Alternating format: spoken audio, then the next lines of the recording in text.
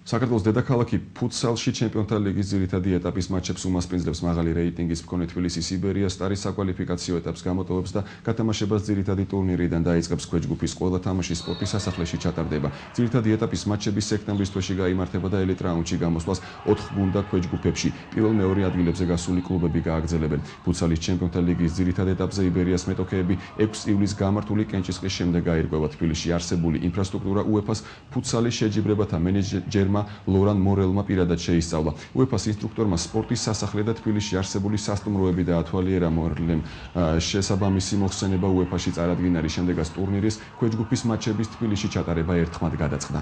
ეს ძალიან მნიშვნელოვანი ჯგუფური ერთ-ერთი ეტაპი ჩატარდება საქართველოში, როცა ძალიან კარგი არის პირველ რიგში ფუტზალის განვითარებისთვის და შემდეგ ის რომ საქართველოს სპორტის ამსახიობით კიდე ერთხელ გაიცნობა. რამდენიმე კრიტერიუმი ის მიხედვითაც ხდება მასპინძლის შერჩევა. ძირითადი კრიტერიუმი ეს არის ინფრასტრუქტურა.